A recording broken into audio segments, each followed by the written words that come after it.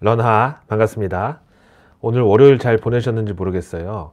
어떻게 된 게 한국 증시는 빠질 때는 1.5%, 2%씩 빠지고 반등할 때는 0.5% 반등하고, 그래도 일본하고 중국 증시는 오늘 그래도 반등다운 반등이 나왔는데, 아무리 이번 주에 FOMC 연준이 자산 매입 축소라는 테이퍼링을 발표할 것이라는 어떤 우려는 있지만, 그럼에도 불구하고 참 서운한, 과연 언제까지 이렇게 참아야 되는지 좀 답답할 뿐입니다. G20 정상회의가 마감을 했는데요. 올해 말까지 전 세계 인구의 40%, 내년 중반까지는 전 세계 인구의 70%가 백신 접종을 마칠 것으로 공동의 목표를 재확인을 했고, 지금 미국 FDA에서는 5세에서 11세, 우리나라로 치면은 어린이집 다니는 애들부터 초3까지 진짜 완전 유아들한테도 화이자 백신 접종을 승인한다고 나왔고, 그 다음에 여기에 동참해가지고 홍콩에서도 역시 5세에서 11세 어린이들에 대한 화이자 백신 접종을 허용할 전망이라고 얘기가 나오고 있습니다. 이번에 참 G20 정상회의에서 조 바이든 미국 대통령이 여러 가지 이제 발언을 했는데 거의 대부분이 중국을 패는 그런 소리였어요. 인권과 노동 착취에 대해서도 경고했고, 그러면서 저탄소 에너지 아직 준비가 안 된 나라들이 있다고 막, 그 딱 중국 얘기 아니에요? 그러니까 중국 입장에서는 사실 아직 산업의 구조 자체가 탄소 중립을 받아들이기에는 조금 시기상조거든요. 그러니까 왜 맛집은 맛집인데 조금 위생면에서는 약간 약한 그런 노포 이런 데다 대고, 거기서 가장 하기 힘든 식탁보 하얀색으로 바꿔라, 숟가락 젓가락에 얼룩 없도록 해라, 그리고 테이블이나 바닥에 물기 없도록 해라, 고춧가루 하나라도 가게 주방 밖에서 발견되면 안 된다. 아니 물론 위생을 뭐 좋게 하자는데 그게 나쁘다는 게 아니라, 그 받아들이는 입장에서는 가장 하기 힘든 그런 것들을 자꾸 강조하니까 미칠 노릇이죠. 그래서 미중 무역 전쟁의 지금 2라운드는 환경 에너지 전쟁으로 가고 있습니다. 지금 베이징 동계올림픽까지 딱 96일이 남아있는 이 시점에서 중국은 지금 에너지 문제가 보통이 아닙니다. 특히 올겨울은 상당히 추울 것이라고 예상이 되고 있는데, 지금 벌써부터 태평양에서 라니냐가 발달하고 있다고 그래요. 라니냐는 적도 부근 동태평양 그 해수면 온도가 5개월 이상 평년보다 0.5도씨 이상 떨어지는 때를 가리킨다고 하는데, 최근에 이제 중국을 비롯한 국가들이 이미 에너지 가격 급등 겪고 있고 전력 부족으로 또 중국도 몸살을 앓고 있는 그런 상황에다가 라니냐까지 겹칠 경우에는 에너지 대란이 더 커질 수 있다. 지금 중국 실제로 국가기상센터의 발표 보니까 중국 동부지역 기온 뚝 떨어졌고 이미 지금 영하인 곳도 많고요. 그 다음에 중국 랴오닝성하고 산시성, 간수성 이런 데는 갑자기 8cm 넘는 폭설이 내려가지고, 이미 10월 달에 8cm가 넘는 폭설이 내려가지고 예년보다 훨씬 일찍 난방이 시작됐대요. 첫눈이 국경절 근처에 온 게 생전 처음이래요, 중국 경우. 여기다 중국에서 지난번에 10월 폭우가 내려가지고 또 내륙 지방에는 갑자기 이제 폭우가 쏟아져가지고, 이 중에서 산시성은 하필 중국 최대 석탄 생산지예요. 우리로 치면 태백? 이 폭우 때문에 탄광 60곳이 물에 잠기거나 가동을 멈췄다고 그래요. 여기서 중국 내 전체 석탄의 30% 가까이가 생산되는데 전력난에 대한 우려는 더 커지고 있다고 합니다. 그럼 베이징 동계올림픽은 내년 2022년 2월 4일 개막인데, 과연 올 겨울이 중국에게는 큰 고비가 될 것이다. 아무리 중국이 계획경제 통제 국가지만 만약에 올겨울에 큰 재난이 일어나고 얼어 죽는 사람들 나오고 막 이러면 한국 경제에도 좋을 것이 없는데요. 일단 요즘에 요소수 부족 사태 있잖아요. 이게 지금 지난 중국 부동산 자금 경색 위기를 헝다 사태가 나타냈듯이 일종의 탄광소 카나리아로 지금 요소수 부족 사태가 지금 표면에 드러나 있는 가장 큰 당면 과제인데, 갑자기 그 많던 요소수가 다 어디로 갔느냐. 일단 지난번 이제 중국이 호주산 석탄 금수 조치했다가 최근에 이제 본인들이 아쉬우니까 조용히 슬그머니 금수 조치 해제하면서 다시 호주산 석탄 수입하기 시작했거든요. 근데 한동안 끊겨 있었다가 이 정도로는 부족합니다. 우선 호주산 석탄이 열량이 높은 고품질 석탄이기 때문에 여기다가 중국산 저품질 석탄을 적당한 비율로 섞어서 떼야 화력발전 효율이 최적으로 나옵니다. 우리나라 식당에서도 보면은 고춧가루 중국산하고 한국산하고 섞어서 쓰잖아요. 가성비 때문에. 그러면은 호주산 석탄이 지금 다시 수입되고 있다고는 하지만 중국산 석탄도 추가로 필요하다는 뜻인데, 지금 폐쇄된 광산을 다시 열어가지고 석탄을 캔다고 하더라도 겨울까지 지금 남은 시간이 별로 없습니다. 앞에 말씀드린 대로 벌써 일부 지역에는 한파로 지금 난방 들어갔고요. 그러니까 중국은 급한 대로 잔돈을 끌어모아가지고 어떻게든지 겨울을 나고 베이징 올림픽까지 준비를 해야 되는데, 일단 요소수가 뭐냐면 여기에 그 요자, 이 요자가 그 오줌 할 때, 그러니까 일종의 잘 정제된 오줌물인 거예요, 요소수가. 이 요소수를 디젤 엔진에서 나오는 배기가스에다가 뿌리면은 매연이 이제 몸에 해롭지 않은 질소와 물로 바뀌게 됩니다. 그래서 이제 이게 저감 장치에 쓰이는데, 요소수 성분이 요소 3에다가 물 7 이렇게 해서 3대 7 섞어가지고 요소수를 만듭니다. 한국에도 요소수를 만드는 공장이 한 30개 가까이 되는데, 결국은 요소를 가져와서 정수물에 그냥 물을 섞는 정도의 공정이니까 뭐 코카콜라 보틀링 같은 거라고 봐야 되겠죠. 그래서 요소가 중요한데, 이 요소를 만드는 방법이 여러 가지가 있는데, 현재 가장 싸고 쉽게 만드는 방법은 석탄에서 암모니아를 추출한 다음에 암모니아에서 요소를 분리해내는 방법 있죠. 근데 요소의 원료가 석탄이라는 말인데, 중국이 이제 겨울을 나기 위해서 석탄이 부족한 상황이라서 요소를 만드는 석탄도 지금 아까운 거예요. 이거 다 안 껴야 되니까. 중국 내에서 사용하는 요소는 어쩔 수 없이 만들지만은 일단 10월 15일부터 요소 수출을 제한해 버렸습니다. 한국에서 요소를 쓰는 곳이 크게 두 곳인데, 바로 경유차하고 농업. 승용차, 디젤차 같은 경우에는 대략 엔진오일 가는 주기에 맞춰서 요소수 보충하면 될 정도로 요소수가 그렇게 많이 쓰이진 않는데, 문제는 트럭이나 중장비 상용차 같은 것들, 특히 덤프트럭의 경우는 요소수 10리터 채워봤자 700km, 그러니까 서울 부산 왕복 채 하기도 전에 요소수 또 채워야 됩니다. 일단 이렇게 대형 상용차에서 요소수가 부족하면은 출력이 떨어지고, 일정량에서 더 미달하면은 시동도 꺼지게 돼 있어가지고 아예 차가 움직이질 않아요. 그 다음에 문제는 농업. 내년 농사를 위해서 이제 밭에 비료를 뿌려줘야 되는데, 이때 요소가 여기 들어갑니다. 그래서 한국에서 수입하는 요소 대부분이 중국산이었었는데, 진짜 요새 보면은 10리터에 10,000원도 안 하던 요소수가 이제 30,000원까지 올라가고, 그마저도 주유소에서 될 수 있기 때문에 벌써부터 가격이 뛰고 사재기가 막 성행하고 있다고 해요. 뭐 사재기 하는 사람들을 뭐 자본주의에서 뭐 욕할 수는 없지만, 요소수가 없으면 아예 업무 자체가 불가능한 트럭이나 상용차 기사들 사이에선 이거 재앙이거든요. 뭐 그렇다고 요소수를 만드는 게 어려운 건 아닙니다. 다른 대안도 많은데, 문제는 당장 요소수가 부족해가지고 이 물류가 멈출지도 모른다. 이미 요소 이 수입 단가는 작년 말부터 계속 지금 상승세에 있었고, 중국 호주 분쟁도 뭐 어제 오늘 일은 아니지만서도 지금 우리 정부는 어떻게든지 중국에 협조 요청을 해보겠다라고 이제야 지금 대책을 마련하고 있어요. 그러면 우리나라는 중국처럼 석탄에서 암모니아 추출하는 공장 하나도 없냐? 어떻게 중화학 강국에서 이러냐? 이것도 한 10년 전까지는 있었는데, 워낙 이제 중국산 가격에 밀려가지고 가격 경쟁력이 약해지니까 다 사라진 상태고, 지금은 우리나라에 석탄에서 암모니아 요소 추출하는 공장은 하나도 없다고 합니다. 예전에는 남해화학에서 했었는데, 여수에 있는 남해화학 공장에서 그 요소 공장이 따로 있었는데, 거기도 이제 공장 설비를 통째로 분리시켜가지고 인도네시아에 매각했다고 합니다.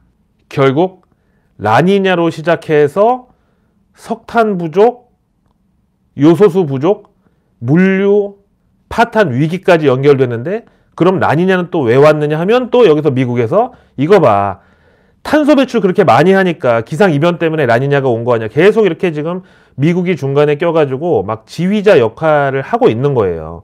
중국 입장에서는 환장하죠. 베이징 동계올림픽 이번에 실패하면은 중국의 대내외 위상 완전히 망가집니다. 안 그래도 지금 대만 도발하는 것도 신경 쓰여가지고 오늘 뭐 초계기 출동해가지고 대만 상공에서 괜히 위압적으로 뭐 왱왱거리다가 돌아갔다고 하는데, 하여튼 중국의 때이른 한파, 그리고 10월의 첫눈, 그 다음에 석탄 부족, 그 다음 우리한테 쓰리 쿠션으로 전해진 요소수 품귀 현상, 이 모든 게 다 연결되고 있었다는 거. 자, 이럴 때일수록 우리가 대한민국 상위 1% 정보 취급자들로부터 소외당하고 불이익을 받지 않으려면 내일 뉴스를 오늘 저녁에 미리 봐야 된다. 정보 민주화만큼은 라니냐, 중국의 석탄 부족, 올겨울 한파 예상, 베이징 동계올림픽 위기, 우리 요소수 부족, 그 다음에 물류 파탄 가능성, 그 어떤 것보다 중요한 것이다. 내일 화요일입니다. 먼저 정부 일정은 한국판 뉴딜 디지털 분과 자문단 회의. 요즘에 NFT 메타버스 뜨겁죠. 사실 또 개미 지옥이 되지 않을까. 또 결국 이게 개미탕 끓이는 대곰탕의 시작이 아닐까. 솔직히 걱정은 됩니다. 지금까지 다 그놈의 슈퍼사이클, 뭐 대세, K 무슨 강국, 2차 전지 다 똑같은 결말이었잖아요. 오늘 보세요. 위드 코로나 첫날이었는데 왜 위드 코로나 관련주는 오늘 떨어지냐고. 개장 초반부터 멘붕 개미분들, 주린이분들 많았습니다. 아니 제가 그렇게 선반영 조심하라고 소문에 사서 뉴스에 팔아야 된다고 그렇게 얘기했는데 아직도 남들 먹을 때 그냥 구경만 하다가 뉴스에 물리는 사람들이 아직도 그래도 있다는 게 참 안타까운데요. 어제 분명히 내일 뉴스에서 위드 코로나 시작 첫날부터 기존의 위드 코로나 리오프닝 관련주 이제 쳐다보지도 말고 다 팔아라. 굳이 지금이라도 들어가려면 조금 소외돼 있었던 주류 PM 이쪽으로 가라고 제가 그렇게 얘기했는데 오늘 보세요. 위드 코로나 첫날인데도 그동안 위드 코로나로 관심받던 종목들 막 호텔신라, 아난티, 롯데관광개발, 뭐 LCC, 중소여행사들 차익 실현으로 돈 다 빠져나가고 전부 다 그냥 꽈당하고 끝났잖아요. 대신에 그동안 약간 소외돼 있었던 하이트진로, 뭐 휴마시스, 그리고 유니더스 이름 바뀐 블루베리 NFT? 네, 치고 나갔잖아요. 자, 어쨌든 한국 정부에서도 한국판 뉴딜 차원에서 디지털 분과 자문단 회의를 연다. 옥석 가리기 필요하다. 그 다음에 내일 물가 관계 차관 회의. 최근에 농산물 가격 급등으로 뭐 김장철 물가에 비상 걸렸다는 보도를 많이 보셨을 거예요. 제가 밀무새 별명이. 이 모든 물가 인상, 신선식품 물가, 그리고 품질 가격 표시제 등등의 결국 최고의 대안은 밀키트. 그래서 밀무새 혹은 레디밀. 이거야말로 인플레이션 파이터로서의 자격이 충분하다. 어차피 대량 생산되고 그 다음에 신선식품 가격 변동성은 피할 수 있는 그런 유통구조로 돼 있기 때문에. 다음 내일 제2차 글로벌 백신 허브화 추진위원회.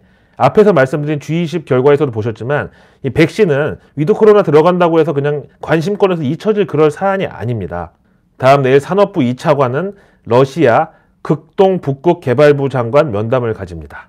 요즘 러시아가 증시도 막 사상 최고치 기록하고 천연가스 생산국이라고 해가지고 진짜 귀하신 몸으로 올라갔어요. 유럽 전체를 천연가스 하나로 막 쥐고 흔들더라고요. 어쨌든 우리나라도 내일 산업부 2차관이 면담을 합니다. 그 다음 내일 통상교섭본부장 한일 경제인 회의, 그리고 주한 일본 대사 접견이 있습니다. 지금 기시다 내각이 안정적으로 지금 과반 의석을 확보한 걸로 일본 중의원 선거 결과가 나왔습니다. 내일 한일 경제인 회의를 가지는데 최태원 SK그룹 회장이 대한상공회의소 회장 자격으로 기조연설을 하는데 일단 주제는 포스트 코로나 시대 기업의 디지털 혁신, 그 다음에 한국에서의 일본 기업 활동 상황, 수소 경제와 탄소 중립 이런 거를 발제할 예정이라고 해요. 중국에서 요소 반출 안 하겠다고 하면 한국하고 일본하고 우리 힘 합쳐가지고 니네가 필요한 소재 우리도 안 내줄 수 있다. 이렇게 솔직히 가야 돼요. 사실은 무역이 생긴 것도 그런 어떤 역학적인 논리에서 아니었습니까? 그쵸? 그 다음에 중기부는 내일 2021년 청소년 비즈쿨 페스티벌, 청소년들 대상으로 해가지고 기업가 정신 함양해가지고 비즈니스 더하기 스쿨 합친 게 비즈쿨이에요.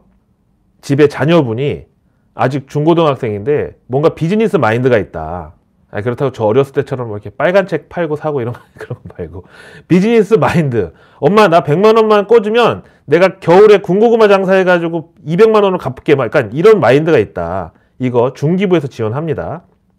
그 다음에 과기부에서는 내일 인공지능 혁신 허브 현판 제막식. AI 관련주들이 또 내일 정부와 어떤 교감이 있을지 보시고, 그 다음에 내일 문체부는 제1회 웰리스 관광 페스타. 웰리스에다 관광 더하니까 좋네요. 관광산업이야말로 그동안 너무 오래 누워 있었기 때문에 부축해줄 정부 지원이 꼭 필요합니다. 그 그 다음에 내일 이재명 민주당 대선 후보 선거대책위원회가 출범을 드디어 합니다. 일단 대선 후보 관련주들이 이제 거의 이제 야구로 치면 한 이제 8회 말 거의 향해 가고 있는데, 일단 후보 정해지고 대선 레이스 막상 들어가면 그때는 또 대선 후보 관련주들이 또 큰 시세 변동은 사실 없거든요. 그래서 일단 이재명 민주당 대선 후보 보유 주식을 보니까 이분이 현대중공업, SK이노베이션, LG디스플레이, KB금융, 두산중공업, 우리 주린이 분들 종목하고 비슷한 걸 갖고 계시네요. 하지만 이분은 이미 최소 5년 전에 이 주식들을 매수했다고 알려져 있습니다. 대신에 삼성 계열사 삼성전자 주식은 갖고 있지 않다고 합니다. 이어서 내일 경제 일정입니다. 내일은 11월 2일 화요일인데 내일 우리나라 10월 소비자 물가 동향 중요합니다. 일단 11월 한국은행 금통위에서 추가 금리 인상은 거의 기정사실화 돼 있지만 소비자 물가 중요하고, 그 다음에 10월 말 기준 외환 보유액, 그리고 10월 금통위 의사록이 공개되는데 당연히 여기서 다음 달에 금리 올릴 것이다, 확답에 가까운 얘기가 나오겠죠. 그 다음에 미국에서는 내일 밤부터 이틀에 걸쳐서 FOMC 연방공개시장위원회 정례회의가 열립니다. 우리 시간으로 목요일 새벽에 이제 결과 발표가 있을 텐데요. 일단 연준의 양적 완화 규모 축소를 의미하는 테이퍼링은 이번에 발표될 것이, 이것도 역시 기정사실화돼 있고 시장에 아무리 선반영돼 있다고는 하지만 우리나라를 비롯한 아시아 국가들, 특히 수출 중심 구조에다가 외국인 비중이 증시에서 많고, 그 다음에 우리나라처럼 자국 화폐 거래 시장과 가치가 좀 변동성이 큰 국가들은 조심을 해야 되겠죠. 현재 월가 투자은행 탑티어 중에 하나인 골드만삭스는 연준이 이대로 테이퍼링 밀고 나가서 내년 7월 달에 바로 첫 번째 금리 인상을 단행하고 내년 2번, 그리고 그 다음 해부터 꾸준히 금리 인상 밀고 가서 3%까지 기준금리가 복귀할 것이라고 내다보고 있습니다. 다음 내일 유로존에서는 10월 제조업 PMI 나오고, 일본 중앙은행 지난번 양적 완화 계속하겠다고 했던 금융정책결정회의 의사록이 또 공개됩니다. 그 다음에 내일 호주 중앙은행이 기준금리 결정이 또 있어요. 물론 이번에 금리를 동결할 가능성이 더 크지만 지난 10월 회의 때 갑자기 테이퍼링을 발표해가지고 외환시장이 한번 출렁했고 국내 외국인 선물 매도가 갑자기 쏟아졌었거든요. 내일 한번 이것도 주의할 이슈 중에 하나고요. 그 다음에 내일 필리핀 금융시장은 위령의 날로 휴장. 그 다음에 내일 행사가 하나 있는데 맥쿼리에서 그린 에너지 데이를 엽니다. 맥쿼리 증권에서 수소 발전 관련 배터리 산업 전문가 등이 참여하는데 퓨얼셀, 이게 주인공이겠죠. 수소 관련에다 배터리 합치니까. 그 다음에 내일 미국의 예방접종자문위원회 ACIP는 어린이 대상 화이자 백신 접종 여부 논의를 이틀에 걸쳐서 가집니다. 내일 증시 일정은 지오 엘리먼트 공모청약 이틀 동안 하고요. 실적 발표 기업은 삼성 SDI, 카카오뱅크, 효성.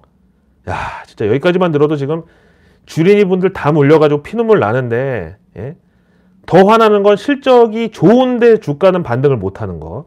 그 다음 한국금융지주, 동아ST, SK렌터카가 또 실적 공개를 앞두고 있고, 미국에서는 화이자, 화이팅 더하기 지화자. 이름을 잘 지어야 돼. 그러니까 삼성, 뭔가 반성을 3번 해야 될 것 같잖아. 삼성. 다음 미국에서 폴로 랄프로렌, 그리고 듀폰, 다우지수 구성 종목이죠.